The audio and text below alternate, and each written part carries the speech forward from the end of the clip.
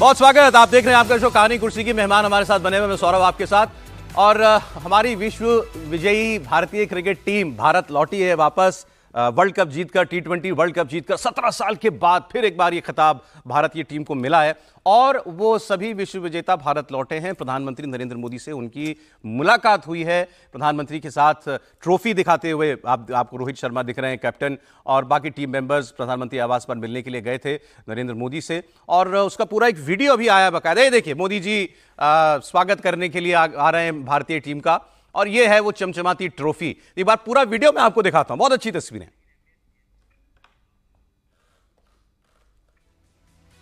तो ट्रॉफी रोहित शर्मा ने मोदी जी के हाथ में थमा दी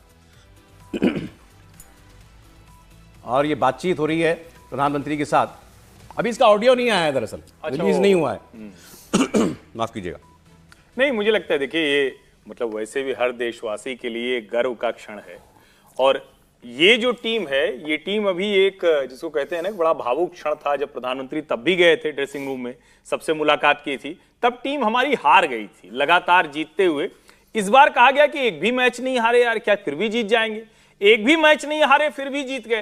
तो एक तरह से कहें कि जो बिना बाधा की जीत होती है, जो आमतौर पर किसी भी वर्ल्ड कप में नहीं होती, किसी भी वर्ल्ड कप का फाइनल जीतने वाली टीम अक्सर लीग मैच में कोई ना कोई एक आध मैच जरूर हार जाती है। ये इसको टोटके की तरह लोग करते हैं, लेकिन उसके बावजूद हमारी टीम जीती है, तो सचमुच खुशी की बात है। और प्रधानमंत्री तो वैसे भी, टीम का वो नतीजा आया और प्रधानमंत्री जी का शुभकामना संदेश आ गया था। इसके पहले भी अगर आप ध्यान से देखें, फोन पे बात की थी उन्होंने, फोन पे बात की उन्होंने। जितने इस तरह के खेल हुए हैं, सिर्फ क्रिकेट ही नहीं, दूसरे भी जो खेल हैं उनके भी खिलाड़ियों से वो अपने यहाँ लोक कल्याण मार्ग पर बुलाकर उनसे मिलते हैं, उनके साथ और बात करते हुए बड़ी वो पर्सनल सी बातें करते हो। क्रिकेट या वो जो खेल है उसी की बात नहीं करते हैं। तो मुझे लगता है बड़ा सुंदर है, अद्भुत है ये, जिसको कहते हैं ना कि एक प्रधानमंत्री के तौर पर, देश के मुखिया के तौर पर विश्व विजेता भारतीय टीम का स्वागत करते हुए, इससे सुंदर बहुत बड़ी उपलब्धि। देखिए सौरभ जी, ये कहा जा सकता है कि अंग्रेजों ने जो कुछ भारत को दिया, सब कुछ बुरा नहीं दिया, कुछ अच्छा भी दिया है। क्रिकेट के बारे में कहा जा सकता है, क्रिकेट खेल तो उन्हीं का दिया हुआ है, अंग्रेजों का। तो मुझे लगता है कि उनके दिए हुए खेल में आज भारत विश्व विजेता है। आज मतलब जिस उनसे हमने लिया, लेकिन आज हमने उनको पटका और दुनिया के अंदर हम आज फतेह कर रहे हैं। और देखिए, जिस समय भारतीय क्रिकेट टीम विश्व कप खेलने गई थी वेस्ट इंडीज, उस समय बहुत बड़ा मनोबल भारतीय क्रिकेट टीम के पास नहीं था, क्योंकि उसके पहले ही IPL हुआ था। उस समय हार्दिक पांड्या मुंबई इंडियंस की कैप्टनसी कर रहे थे, बहुत अच्छा प्रदर्शन नहीं कर पाए थे, उनका प्रदर्शन अच्छा नहीं रहता। रोहित शर्मा मुंबई इंडियंस के कैप्टन नहीं थे, तो उस समय उनका भी प्रदर्शन डाउन था। विराट कोहली का प्रदर्शन बहुत अच्छा नहीं था, खुद बढ़िया खिलाड़ी है। तो ऐसा लग रहा था कि क्या खिलाड़ी इस इतने लंबे खेलने के बाद जो IPL से खेल रहे, उसके पहले लगातार खेल रहे थे, क्या वहाँ बेहतर प्रदर्शन करेंगे? तो मुझे लग रहा है टीम ने वहाँ जाकर बताया कि जब देश के लिए खेलना होता है तो सब कैसे अपने चीज़ों को भूलकर देश के लिए खेलते हैं। और लगातार सभी मैच जीतना, एक भी मैच ना हारना, और लगातार जीतना एक बड़ी उपलब्धि रही है। ये बड़ी उपलब्धि भारतीय देश के पास आई है, देश को खुशी का मौका दिया है। लेकिन इसके साथ एक थोड़ा ये भी है कि अब हमें रोहित शर्मा, विराट कोहली, जडेजा जैसे खिलाड़ी अब T20 पे देखने को नहीं मिलेंगे, जिन्होंने देश को इतना खुश होने का मौका दिया है। देश को उन्होंने उतने क्षण दिए कि जब पूरी देश 140 करोड़ की जनता ने उनके खेल के ऊपर गर्व किया। लंबे समय खेलते रहे वो, मुझे लग रहा है। लेकिन अब T20 में हम नहीं देखेंगे, हालांकि अभी बाकी फॉर्मेट में जरूर खेलेंगे।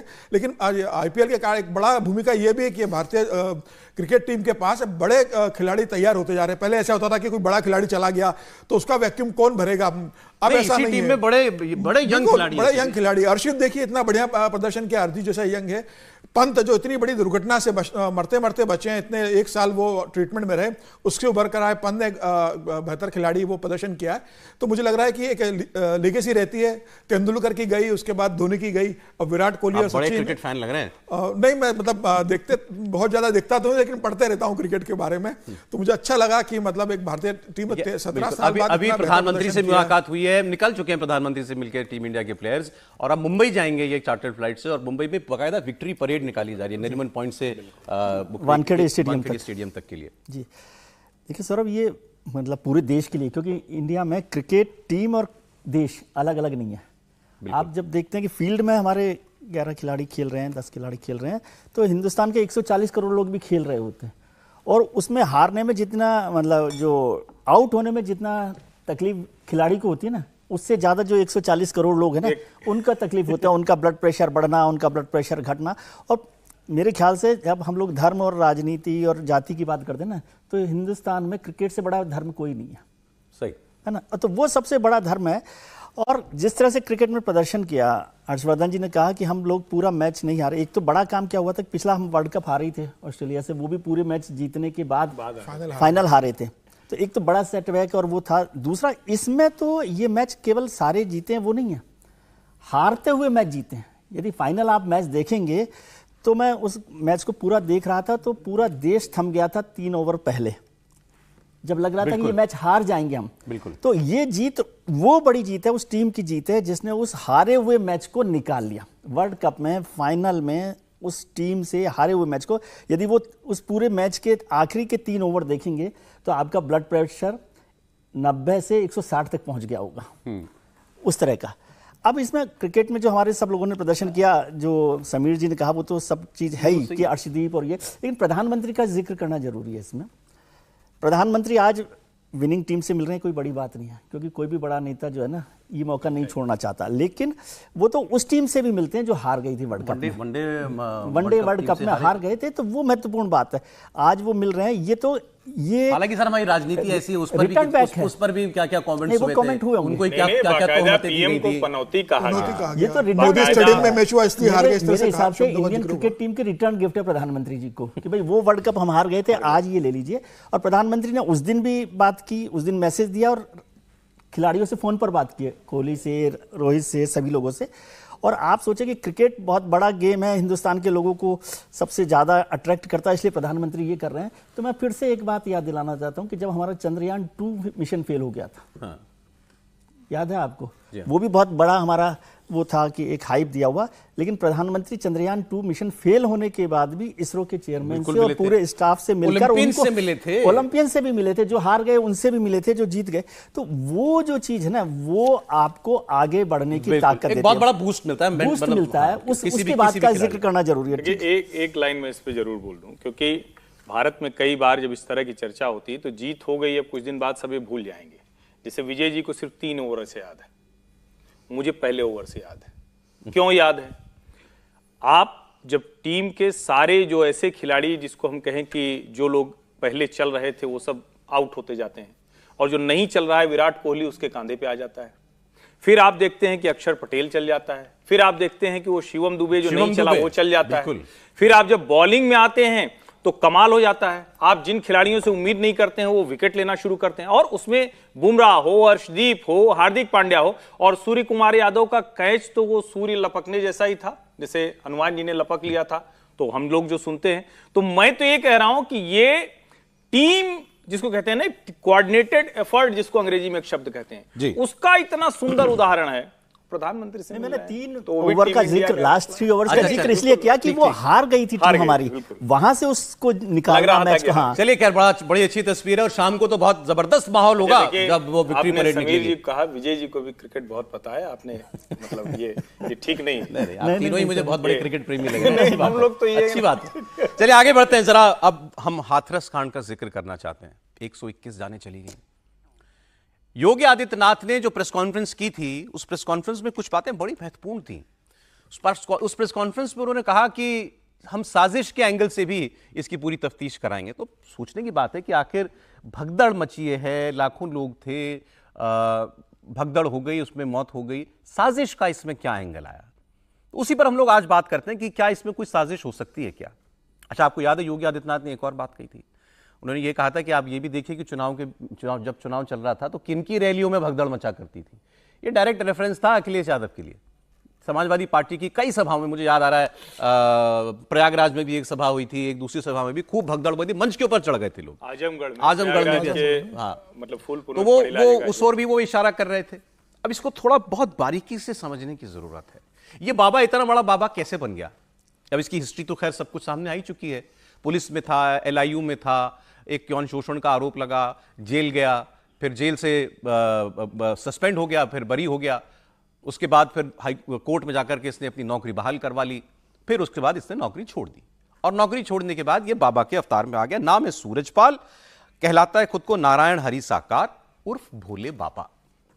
इनके जितने अनुयायी हैं ना इस व्यक्ति के, वो हमारे ही समाज के, हिंदू समाज का एक बहुत पिछड़ा तबका, बहुत गरीब तबका, वो आप उसको कह सकते हैं कि वो इस बाबा को मानते हैं। और वो तबका चुनाव में बड़ा महत्वपूर्ण हो जाता है। इसीलिए सारे नेता इस बाबा के दरबार में जाके हाजिरी भी लगाते हैं। मैं आपको एक वीडियो दिखा देता हूं, पहले वो वीडियो चला दीजिए जरा, जो अखिलेश यादव का एक वीडियो आया है, वो वीडियो चला दीजिए। फिर उसके बाद मैं दिखाऊंगा अखिलेश यादव योगी आदित्यनाथ पर, योगी आदित्यनाथ अखिलेश यादव पर क्या कह रहे हैं। पहले अखिलेश यादव का बहुत पुराना वीडियो है वैसे वो, लेकिन वो इनके दरबार में गए हैं, क्या कह रहे हैं अखिलेश यादव का वीडियो चलाइए। ये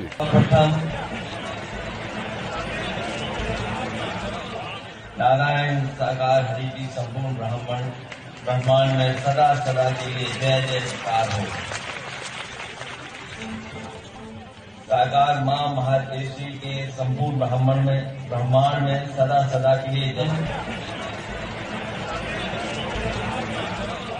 नारायण साकार हरि की संपूर्ण ब्रह्मांड में सदा सदा के लिए जय जयकार हो।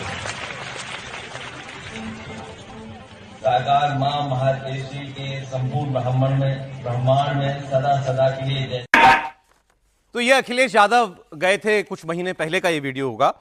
वो नारायण साकार हरि बाबा के दरबार में गए। वो जो बोल रहे थे, आपको अगर क्लियरली ना सुनाई दिया, वो कह रहे थे नारायण साकार हरि जी की संपूर्ण ब्रह्मांड में सदा सदा के लिए जय जयकार हो। देखिए व्यूअर्स, एक बात तो मैं कह दूं, अखिलेश यादव ना कोई इकलौते नेता हैं, ना पहले नेता हैं जो ऐसे किसी बाबा के दरबार में गए। नेता सभी जाते हैं, सभी पार्टियों के जाते हैं, बीजेपी के भी, कांग्रेस के भी, सपा के भी, और जितने भी पार्टियों के नेता होंगे। वो जाते क्यों हैं? क्योंकि उनको मालूम है कि ऐसे बाबाओं के पीछे एक बहुत बड़ी अनुयायियों का समुदाय है। लाखों लाख लोग, कईयों के करोड़ों करोड़ों भक्त होते हैं, और इस बाबा के एक इशारे पर वो वोट गिर सकता है चुनाव में, वो वोट ईवीएम में दब सकता है। इसीलिए आप एक बात गौर कीजिएगा, अभी ना अखिलेश यादव इस बाबा के खिलाफ कुछ बोले, और योगी आदित्यनाथ ने भी बाबा के खिलाफ कुछ नहीं बोला। वो जांच करवा रहे हैं। वो ये कह रहे हैं कि सेवादारों ने गुंडागर्दी करी, जो इसके सेवादार थे, उन सेवादारों ने डंडे चलाए, सेवादारों ने धक्का दिया अनुयायियों को। वो अनुयायी जो उसकी सभा खत्म होने के बाद, बाबा की सभा खत्म होने के बाद, उनको छूने के लिए, पैर छूने के लिए बढ़ रहे थे। सेवादारों पर आरोप लगा रहे हैं। बाबा कहां है किसी को नहीं मालूम। बाबा को पुलिस ढूंढ भी रही है कि नहीं ये भी नहीं मालूम। बाबा गिरफ्तार होगा वो तो छोड़िए, बाबा से पूछताछ भी होगी कि नहीं अभी ये भी नहीं कहा जा सकता। ये है हमारे देश की इस वक्त की परिस्थिति। और ये बाबा का जो पूरा बेल्ट है ना, जहां पर इनके अनुयायी हैं ज्यादातर, वैसे तो पूरे यूपी, एमपी, राजस्थान, हरियाणा से भी आए हैं लोग, और राज्यों से भी आए हुए थे, लेकिन मुख्य तौर पर ये जो पूरी बेल्ट है दिल्ली की, से आप आगे की तरफ आगरा की तरफ जब आप बढ़ते हैं, आगरा, एटा, हाथरस, मैनपुरी, ये सारा जो पूरा इलाका है, और ये कोइंसिडेंस कहिए या कुछ कहिए, अखिलेश यादव या समाजवादी पार्टी का स्ट्रांग होल्ड वाला ये इलाका है। उसी इलाके में सबसे ज्यादा दबदबा है बाबा का। शायद इसीलिए अखिलेश यादव गए होंगे, और वो वोट तो सबको चाहिए, इसीलिए शायद अभी सरकार भी बाबा के बारे में कुछ नहीं बोल रही है। हर्षवर्धन जी, देखिए, सबसे पहले तो ये कि सूरजपाल एक फ्रॉड है, फर्जीवाड़ा करता है। पुलिस में इसके ऊपर गंभीर आरोप लगे, यौन शोषण तक का आरोप लगा, और चूंकि इसको लगा कि अब और कोई रास्ता नहीं, तो जब एक बार जेल गया तो उसको समझ में आ गया कि अब ये ज्यादा बढ़िया रास्ता है कि हम उधर चलें, और उधर चल पड़ा। एक बड़े वर्ग को उसने अपने, कहें कि एक क्या कहेंगे, चमत्कार कहें या फ्रॉड कहेंगे या जो भी कह लें। आप सोचिए कि इस व्यक्ति के यहां जो हैंडपंप लगे हैं उसको प्रचारित कर दिया गया कि इसका पानी पी लो, बीमारी नहीं, अमृत जल। ये व्यक्ति दूध से नहाता था, और उसकी खीर बनवा के उसके अपने जो क्या कहें, समागम में जो लोग आते थे उनको खीर बंटवाई जाती थी प्रसाद के तौर पर। अभी भी 121 लोगों की जान चली गई, और इस फ्रॉड बाबा के जो अनुयायी हैं, ये फर्जी जो आदमी है, और ऐसा नहीं कि अकेला फर्जी, ढेर सारे फर्जी ऐसे फ्रॉड बाबा वो जेल में है। मैं तो चाहूंगा कि सब जेल में जाएं, ऐसे फ्रॉड बचने नहीं चाहिए। लेकिन सोचिए कि वो क्या कह रहे हैं, पूरी सृष्टि बाबा जी की बनाई हुई है, जो बच गए आप उनकी बात नहीं कर रहे हैं, 121 जो मर गए उनकी बात कर रहे हैं। पहली बात तो योगी जी की पुलिस को उनको भी पकड़ के घर के अंदर करना चाहिए, जो कह रहा है कि बाबा जी कृपा से बच गए हैं। और अखिलेश जी का आपने पूरा बयान नहीं सुना। पहली बात तो ये सही है कि किसी के साथ किसी की तस्वीर होने से कुछ नहीं होता।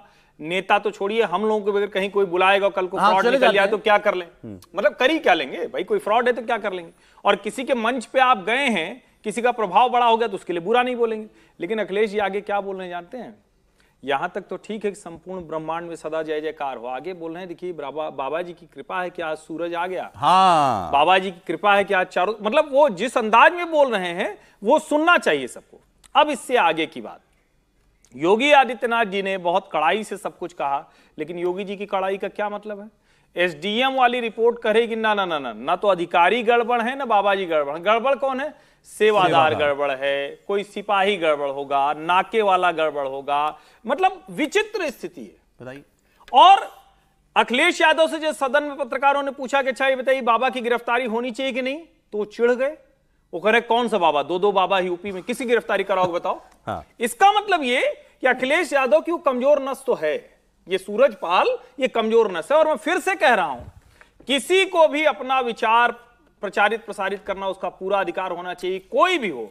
लेकिन एक तो ये कि इस तरह से जब उसको धर्म का चोला पहनाते हैं वो नहीं होना चाहिए। ये बिल्कुल कोई हिंदू धार्मिक प्रवचन नहीं था, ये समागम निजी आर्मी कैसे कोई बना सकता है? कोई सरकार उसको कैसे इजाजत? अरे सब बाबा रखते हैं सर, ये मैं इसीलिए कह रहा हूं। आर्मी नहीं है वो, उनकी अपनी सिक्योरिटी गार्ड कहकर आर्मी जैसे होते हैं वो आर्मी जैसे हैं, लेकिन इनके जो सिक्योरिटी गार्ड हैं ये खुद को ब्लैक कैट कमांडो कहते हैं। मैं आगे बता दूं आपको, वो पुलिस को अलाउ नहीं करते हैं, किसके आगे पुलिस नहीं हो मैं रहा। आपको जरा, आप देखिए हमारे पास एक आध वीडियो और है, वो आपको बयान भी सुनाऊंगा योगी जी का और अखिलेश जी का। लेकिन ये सेवादारों की बात हो रही है ना, सेवादारों की हरकत कैसी है इस बाबा की, वो जरा देखिए। एक वीडियो है, वो चलाइएगा जरा, जैसे वो धमका रहा है किसी को वीडियो बनाने से।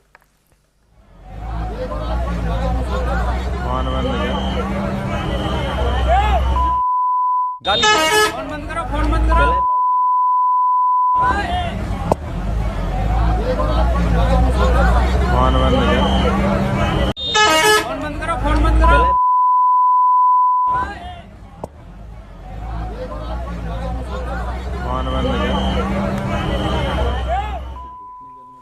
ये बीप इसमें इसलिए है क्योंकि वहां गाली है। अभी आम लोगों को गालियां देकर फोन नहीं आप ना चला सकते, आप बाबा का वीडियो नहीं बना सकते, आप उस सभा स्थल का वीडियो नहीं बना सकते। विचित्र है। अब जरा सुनिए, योगी जी की बात सुनाइएगा पहले। योगी जी ने कैसे इशारों में कहा कि जिनकी तस्वीरें आई हैं जरा उनकी भी चर्चा कर लीजिए, बाबा के साथ किन नेताओं की तस्वीरें आई हैं, और योगी जी के बयान पर अखिलेश यादव ने क्या कहा, दोनों बातें सुनिए। देखिए, कुछ लोगों की एक प्रवृत्ति होती है कि इस प्रकार के दुखद और दर्दनाक घटनाओं में भी वे राजनीति ढूंढते हैं, और ऐसे लोगों की ये फितरत है कि चोरी भी और सीना चोरी भी।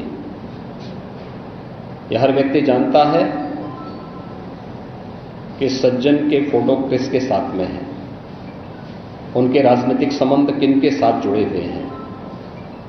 तो स्वाभाविक रूप से आप लोगों ने इस बात को देखा होगा कि पिछले दिनों रैलियों के दौरान इस प्रकार की भगदड़ कहां मचती थी और कौन इसके पीछे थे। और मुझे लगता है उसकी तह में जाना आवश्यक है। जो लोग निर्दोष लोगों के जीवन के साथ खिलवाड़ करते हैं, और उनकी जवाबदेही भी इसके साथ तय होगी। सीएम के जाने से किसी की जान वापस नहीं आने वाली है। ये अगर उनके अंदर दुख था, सरकार के अंदर दुख था, तो पर्याप्त इंतजाम करने चाहिए थे प्रशासन के, और पर्याप्त इंतजाम करना चाहिए था अस्पतालों में, दवाई में। क्या पिछले वर्षों से इतने से सरकार चल रही है, बस यही इंतजाम किया है कि लोगों की जान चली जाए? और उत्तर प्रदेश में कोई पहली घटना नहीं है जहां इस तरह की लापरवाही देखने को मिल रही हो। इसलिए अपनी जिम्मेदारी किसी और के सर पर न मढ़े। सरकार की जिम्मेदारी थी, सरकार की वजह से जाने गई हैं। क्या बाबा की गिरफ्तारी की मांग करेंगे आप? मैं कहता हूं, किस बाबा की गिरफ्तारी कराएं बताओ तुम? 2 बाबा हैं वहां। अखिलेश यादव का अपना अंदाज है बात करने का। योगी आदित्यनाथ कोशिश ये कर रहे हैं कि किसी तरीके से बाबा को अखिलेश यादव से जोड़ें, क्योंकि तस्वीर आ गई है। उन्होंने ये भी कहा यहां भी भगदड़ मची है, अखिलेश यादव की रैलियों में भी भगदड़ मचती थी। उनका प्रयास ये है कि इसको वहां डिफ्लेक्ट कर दिया जाए। अखिलेश यादव की एक बात सही है, जिम्मेदारी तो सरकार की होगी। अगर कोई इतनी बड़ी दुर्घटना होती है, आप कहीं भी 20, 50, 100, 1000 लोग ऐसे नहीं इकट्ठा हो सकते हैं, आपको प्रशासन की मंजूरी लेनी पड़ती है। अब मंजूरी दी गई थी तो फिर व्यवस्था भी करनी चाहिए थी। वो विपक्ष के नेता, उनका अधिकार है और जिम्मेदारी है कि वो इस विषय को उठाएं। समीर जी, निश्चित रूप से मुझे लगता है कि कल जब योगी आदित्यनाथ ने पत्रकार वार्ता ली थी, तो मैं इस बात की उम्मीद कर रहा था कि योगी आदित्यनाथ जी कहेंगे कि सूरजपाल को गिरफ्तारी के ऑर्डर दे दिए गए हैं, उसको ढूंढा जा रहा है। मुझे लगता है कि अभी तक तो एफआईआर में नाम भी नहीं है, उसको पुलिस ढूंढ रही है, नहीं ढूंढ रही है, उसको लेकर क्या है।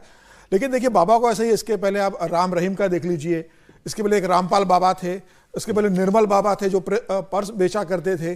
तो बाबाओं का ये पूरा संसार है, इस तरह का ठगी का संसार, पूरे सिर्फ उत्तर प्रदेश में नहीं, हिंदुस्तान के हर राज्य में और हर शहर के अंदर चल रहा है। नहीं, ये नेता लोग जो जाते हैं हाजिरी लगाने के लिए, वाकई इन बाबाओं को नमस्कार करने से कुछ फायदा होता है क्या उन्हें? सिर्फ उनके वोट बैंक के लिए जाते, उन्हें पता राम रहीम के पास क्यों जाते थे। राम रहीम का तो कितना बड़ा कांड हुआ, आया कि किस पार्टी से उसका संबंध रहा, सारी पार्टी से राम रहीम के संबंध थे।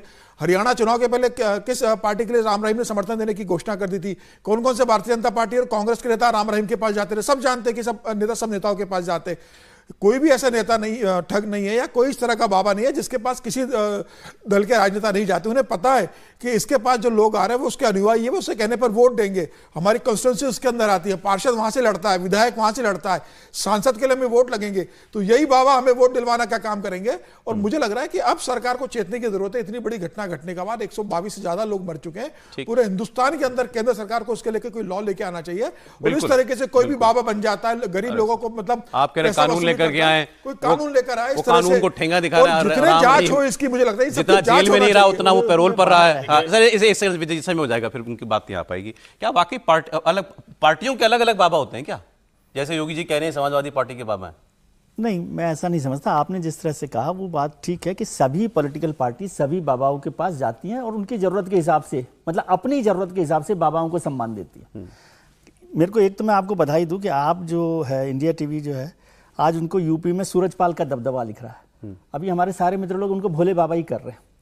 अच्छा, भोले बाबा ही बोल रहे हैं। हाँ, तो कम से कम ये स्टैंड तो हम रखें कि आप उसको सूरजपाल बनाते हैं। नाम उसका सूरजपाल है भाई, तो नाम सूरजपाल है तो वही करें। और ये नारायण साकार हरि भी छोड़ दीजिए, बंद कहना उनको बार बार करना, आप सूरजपाल ही कहिए।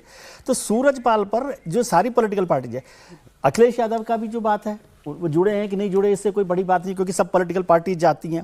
लेकिन उससे पहले का मैं बताऊं कि वो उससे पहले जब बीएसपी की गवर्नमेंट थी तो उनको पायलट गाड़ी एस्कॉर्ट किया करती थी, इसी को। अच्छा, ठीक है, लेकिन वो भी वही बात है, क्योंकि जिस कम्युनिटी के अनुयायी उनके साथ हैं वो उनका एक बड़ा वोट बैंक है। भारतीय जनता पार्टी की परेशानी क्या है कि अभी जो वो चुनाव नतीजे आए उसमें इस वही वोट नहीं मिला इनको जो इस बाबा के साथ जुड़ा है। और मैं ये उम्मीद कर रहा था, जो समीर जी ने भी कहा कि मुख्यमंत्री से कम ये तो उम्मीद की जा सकती थी कि वो कहें सरकार अपने एडमिनिस्ट्रेशन को, भैया आपने अभी तक ये सूरजपाल के खिलाफ क्यों नहीं एफआईआर किया, उसका नाम जब आपने विचारा मतलब यही रखिएगा, हम क्योंकि ब्रेक के बाद इसी पर लौटेंगे। मैं आपको बड़ा खास वीडियो दिखाने वाला हूं, जब ये भगदड़ मची थी तो बाबा वहां से भागा कैसे था, यही बाबा सूरजपाल वहां से कैसे भागा था, इसका वीडियो आया है, पहली बार मैं आपको दिखाऊंगा। कहानी कुर्सी में जुड़े रहिए, 2 बजे लौट रहे हैं।